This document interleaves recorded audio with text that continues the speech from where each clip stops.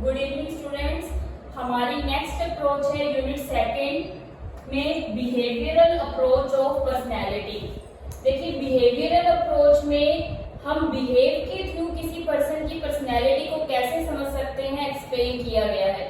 Behavioural approach में उस behave की बात होती है, ऐसा बिहेव जिसे डिफाइन किया जा सकता है, ऐसा बिहेव जिसे ऑब्जर्व किया जा सकता है और ऐसा बिहेव जिसे असेस या फिर मेजर किया जा सकता है।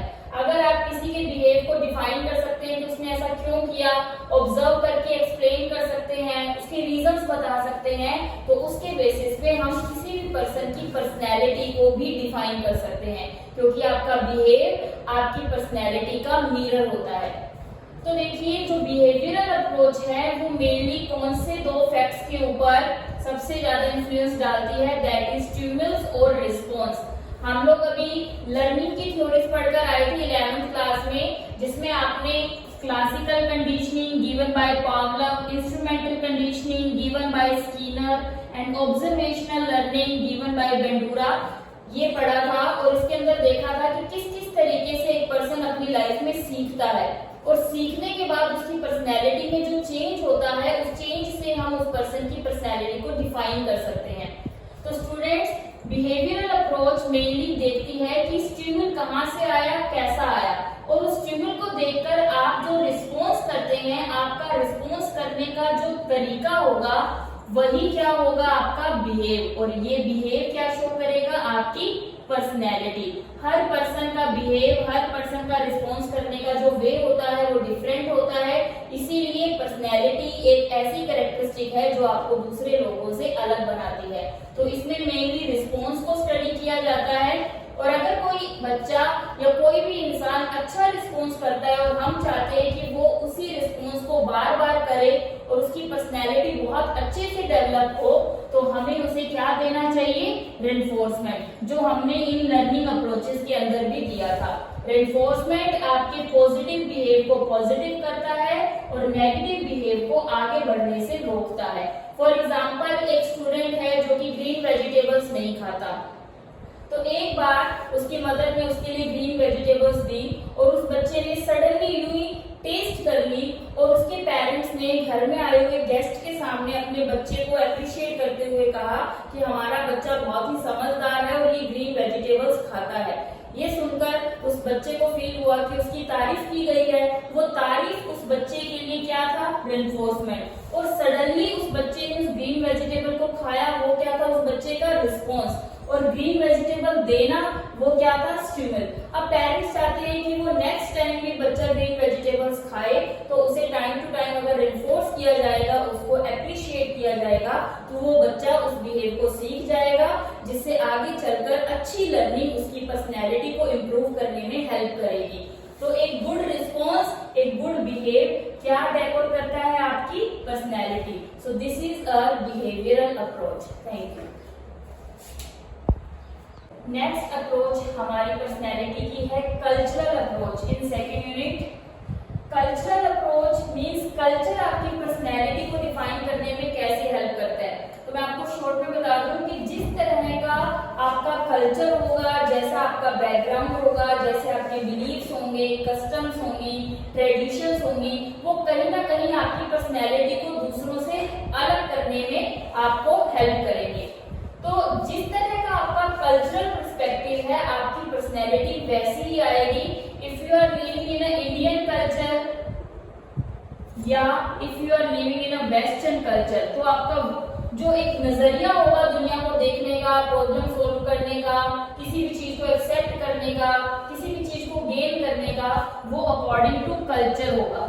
जैसे कि यहाँ पर लिखा है इकोलॉजिकल एंड कल्चरल एनवायरनमेंट। तो आपकी पर्सनैलिटी को डिफाइन करने में अकॉर्डिंग टू कल्चरल अप्रोच आपका इकोलॉजिकल एनवायरनमेंट और आपका कल्चरल एनवायरनमेंट सबसे इंपॉर्टेंट रोल प्ले करता है। और इसी एनवायरनमेंट की वजह से आपकी लाइफ में डेवलप होता है इकोनॉमिक मेंटेनेंस सिस्टम। देखिए, कुछ ऐसी ट्राइबल्स होती है जो जंगलों में रहती हैं, फॉरेस्ट में रहती हैं, और उन्हें फॉरेस्ट की जितनी भी एक्टिविटीज होती है वो बहुत अच्छे से आती है। उनके जो बच्चों के अंदर हम देख सकते हैं कि डर नहीं होता, उनकी पर्सनैलिटी बहुत ज्यादा शार्प होती है, क्योंकि उनका जो लिविंग स्टाइल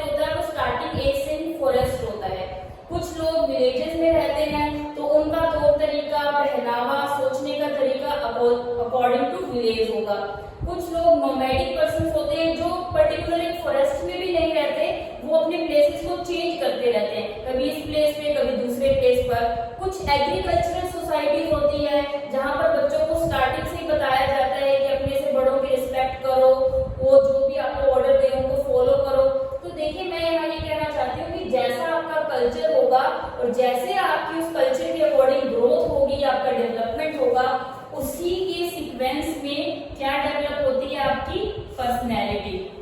अब आपका जो इकोनॉमिक सोर्स है, जैसे मान लो आप एक टाउन लाइफ स्पेंड कर रहे हैं या विलेज लाइफ स्पेंड कर रहे हैं, या आपका इकोनॉमिक जीवन आपके फॉरेस्ट से आ रहा है, ठीक है, या फिर आप एक बिजनेसमैन हैं, या आप कोई शॉप में काम कर रहे हैं, या किसी भी तरीके का आपका कोई तरीका है, मतलब कि इकोनॉमिकली स्ट्रॉन्ग होने का, पैसा कमाने का, वो जो way of economic maintenance system है, that will create your actual personality level.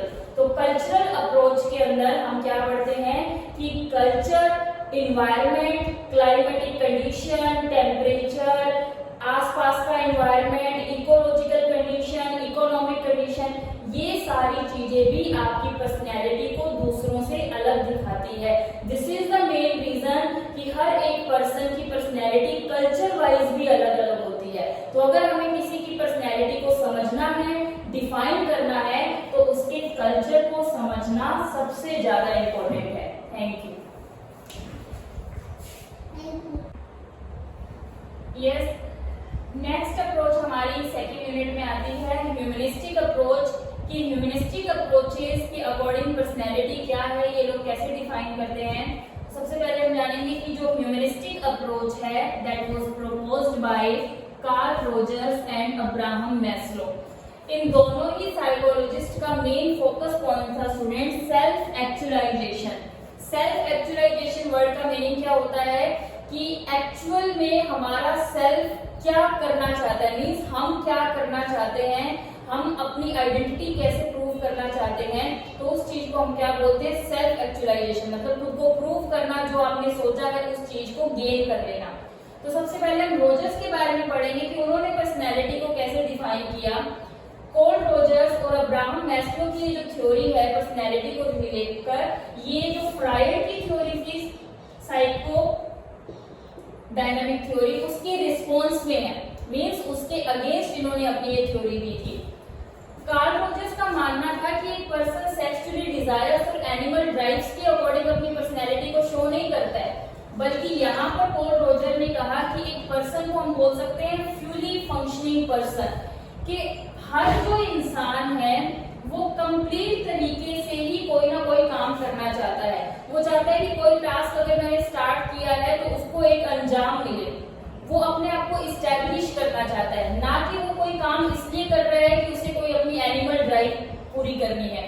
तो उसने यहाँ पर कार्ल रोजर्स ने कहा कि एक पर्सन पूरा फंक्शनेबल पर्सन होता है, मीन्स वो अपने आप को प्रूव करने के लिए, अपनी एक इमेज बनाने के लिए, पहचान बनाने के लिए फंक्शन करता है, मीन्स रिस्पॉन्स करता है।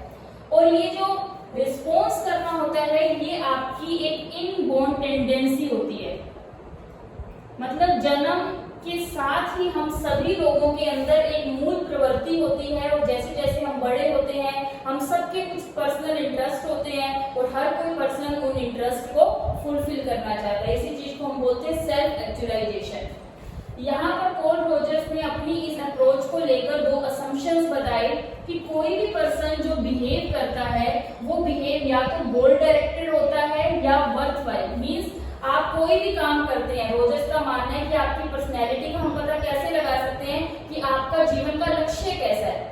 जैसा आपका लक्ष्य होगा वो लक्ष्य हमें बता देगा कि आपका पर्सनैलिटी का लेवल कैसा है, आप कितना वर्थवाइल काम कर रहे हैं, कितनी ईमानदारी से काम कर रहे हैं, कितना भ्रष्टाचार से काम कर रहे हैं, कितना यूजफुल काम कर रहे हैं, कितना यूजलेस काम कर रहे हैं। तो ये सभी चीजें आपकी पर्सनैलिटी को शो करती है।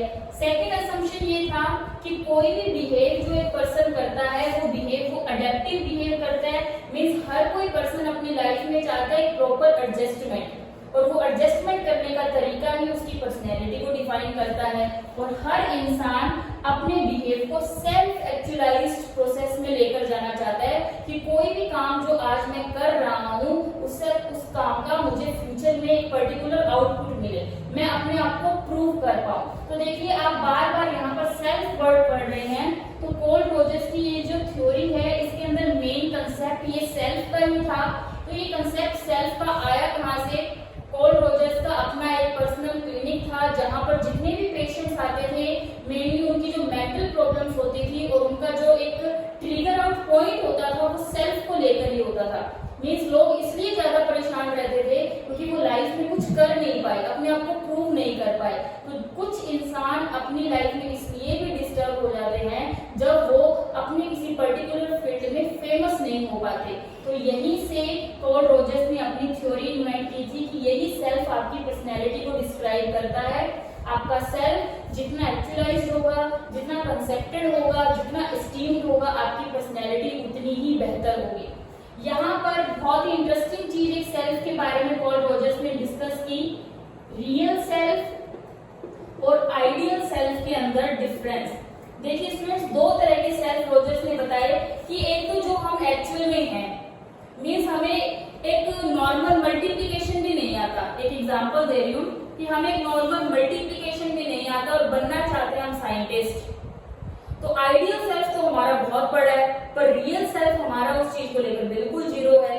तो रियल सेल्फ और आइडियल सेल्फ के बीच में बहुत बड़ा डिफरेंस आ गया ना, तो लोग इस डिफरेंस को तो समझ नहीं पाते और वो सोचते हैं कि यार मैंने सपना तो देखा था कि मैं साइंटिस्ट बनूंगा, ठीक है, साइंटिस्ट में बन नहीं पाया और उसके बारे में सोच सोच के वो अपने बिहेव को अब नॉर्मल कर लेते हैं। तो हमें यहाँ यही जानना है, रोजर्स ने कहा कि आपका रियल सेल्फ कहाँ स्टैंड करता है, कि जैसे आप है क्या वैसा ही आपका आइडियल सेल्फ है। अगर रियल सेल्फ और आइडियल सेल्फ के बीच में रिलेशन प्लस का है तो आपकी पर्सनैलिटी बहुत अच्छी है, लेकिन अगर इन दोनों सेल्फ के बीच में रिलेशन माइनस का है तो इसका असर आपकी पर्सनैलिटी पर पड़ता है। इस थ्योरी का एक और प्रिंसिपल है कि maximize self concept through self actualization, कि आपका सेल्फ कंसेप्ट, आपकी अपने बारे में सोच तभी बड़ी और अच्छी हो सकती है जब आप अपने आप को बहुत अच्छे से एक्चुअलाइज कर सके, समझ चुके हैं कि आप किसमें अच्छे हैं और किसमें बुरे हैं, तभी आपका सेल्फ कंसेप्ट हाई फाई होगा। और ऐसा कहा जाता है कि जिन लोगों का सेल्फ कंसेप्ट और सेल्फ एस्टीम बहुत अच्छा होता है उन लोगों का पर्सनैलिटी लेवल बहुत अच्छा होता है। और ऐसा तभी हो सकता है स्टूडेंट्स जब आपकी लाइफ में आपको कोई भी पॉजिटिव रेनफोर्समेंट मिले, कोई भी अवार्ड मिले, उसकी कोई कंडीशन ना हो। आपका सेल्फ कंसेप्ट, रोजर्स का मानना है कि वो तभी अच्छा होगा कि आपको रेनफोर्समेंट मिले, लेकिन किसी भी कंडीशन पर नहीं कि आपने नॉर्मल कोई अच्छा काम किया और आपको रेनफोर्समेंट मिल गया, तो आपका सेल्फ कंसेप्ट शार्प होगा। इसीलिए रोजर्स ने ऐसे लोगों के ट्रीटमेंट के लिए जिनकी लाइफ में सेल्फ से रिलेटेड क्वेश्चंस का उन्हें जवाब नहीं मिलता, उन्होंने एक थेरेपी एस्टेब्लिश की थी। उस थेरेपी का नाम है क्लाइंट सेंटर्ड थेरेपी, जिसके अंदर क्लाइंट का सेल्फ फिर से प्री बिल्ड किया जाता है और उसको लाइफ को पॉजिटिव तरीके से जीने के लिए मोटिवेट किया जाता है। इसी के अंदर अब्राहम मैस्लो ने भी इसी कंसेप्ट को लिया, सेल्फ एक्चुअलाइजेशन। आपने 11th क्लास के अंदर एक हायरार्किकल मॉडल पढ़ा था जिसमें 5 तरह की नीड्स बताई थी, जैसे कि बायोलॉजिकल नीड्स, लव इंस्टिंक्ट वाली नीड्स, रिस्पेक्ट वाली नीड्स, कि एक पर्सन धीरे धीरे इन नीड्स को स्टेप बाय स्टेप कंप्लीट करता है। वो क्यों कंप्लीट करता है? क्योंकि वो लास्ट नीड पर पहुंचना चाहता है जो कि है सेल्फ एक्चुअलाइजेशन, जिसको अपने हिंदी में बोलते हैं आत्मसिद्धि।